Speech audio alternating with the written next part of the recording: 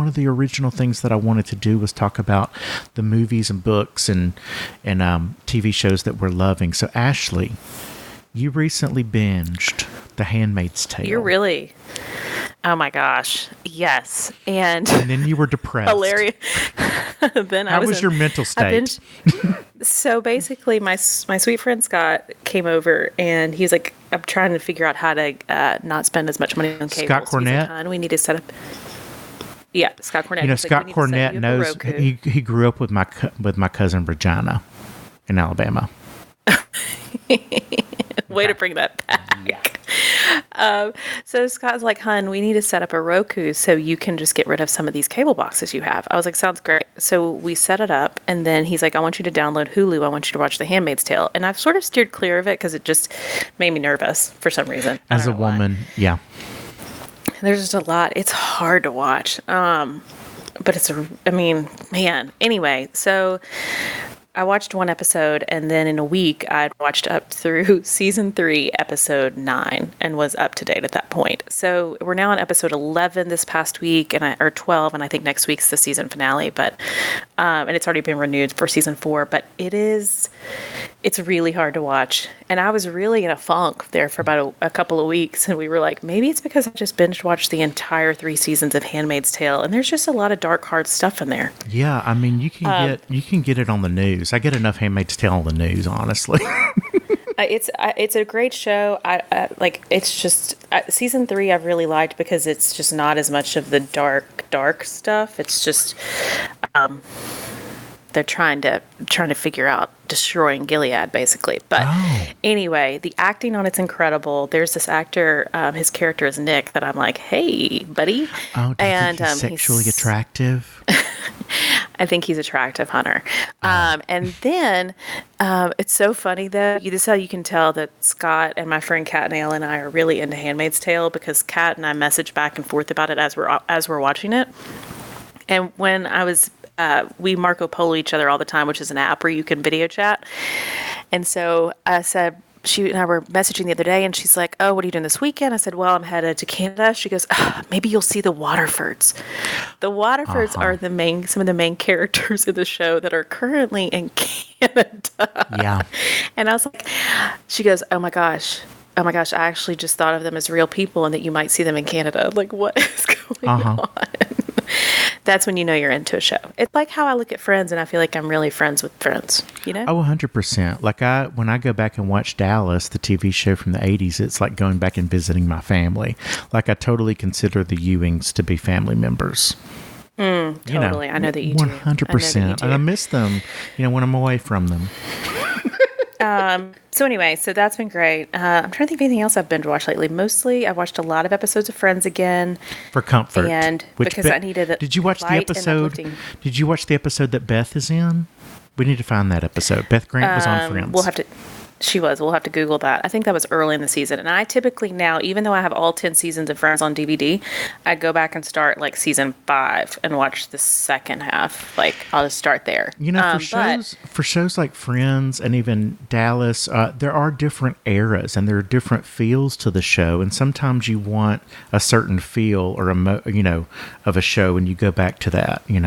The season 5 on still feels like they're current to me. Like it doesn't feel like it was made in the early 2000s. It feels like it could be right now. Which the early 2000s was a long time ago now. I'm trying to think of what else I've been watching. I loved Jack Ryan on Amazon Prime. They're about to release a new season.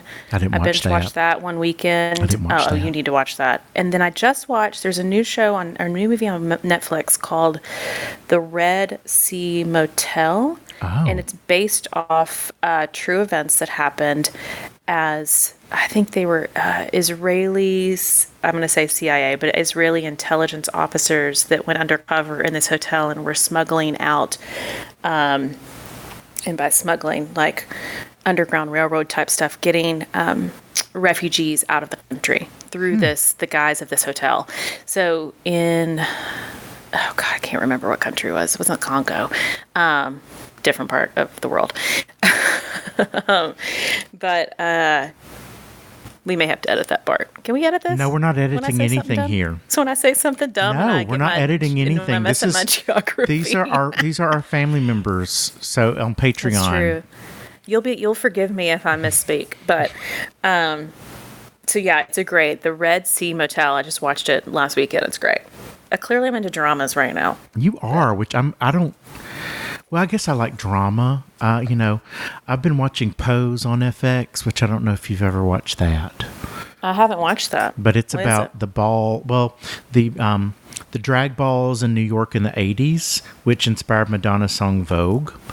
So it's about that world. There's a documentary called Paris is Burning that's on Netflix that is really a pivotal documentary about that scene. And so Ryan Murphy created this show about the drag balls, but season 2 is mostly about, it's 1990 and 91, so there's just the AIDS epidemic is in full-blown proportion, and so they are dealing with that right now. But Patti LuPone is on there, and she plays a woman who's very diabolical, and yeah, I mean, what more could you want? I've really enjoyed Pose, though. I highly recommend that. And what else have I been watching? I watch a lot of YouTube videos lately. There's one guy named, he's at Dat Jake Williams, and I followed him on Twitter last night, and he followed me back. But he has these videos about abandoned malls and hospitals and facilities all over the country. It's a video series called Abandoned, and it's on YouTube, and I just can't get enough of it. I mean, it's I don't know. I mean, I love nice hotels, as we said earlier, but I also love abandoned buildings. I'm fascinated. Or like, he also does shows on companies that have like gone out of business, like Circuit City or Sears, and just kind of what led to them going out of business. So I find that interesting. I guess I find the decay of business fascinating and what went wrong. Well, it's also because it helps you to learn, like, history repeats itself, and so you're learning about history and then how not to make some of the same mistakes that other people have made. Growing too fast. We haven't. I feel like we've grown with all our favorite people. I feel like we've been growing at a good pace, but not too fast. Yeah. So I love it. Yeah, Abandoned. I love that we're doing this. Abandoned. And then there was something else. Oh, on Netflix, you might enjoy this, Ashley.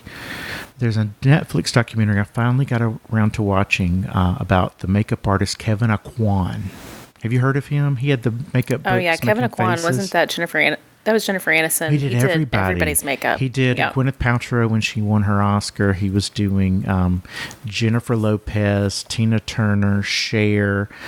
He did Madonna, Janet Jackson, Whitney Houston, all of them. So he made videos when he was around all these people that he was doing their makeup. And of course, all the supermodels as well. You know, Cindy Crawford. He was basically Cindy Crawford's makeup artist from the beginning. But it was very interesting. It's called Beauty and the Beast in Me. He's from Lafayette, Louisiana. So it shows him kind of going to New York. And, well, he's passed away. But it's very interesting. Yeah, Kevyn Aucoin. I have some friends in town, actually, from Muscle Shoals this weekend, and they're in the den as we speak watching it. I sat them down and made them watch it. I love that we're recording this and you have guests in your house. Listen, work calls.